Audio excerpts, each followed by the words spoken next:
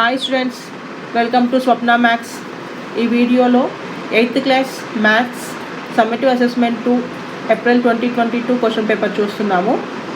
Already April 2024, April 2023 question papers upload చేశాను. ఆ question పేపర్స్ని కూడా చూడండి.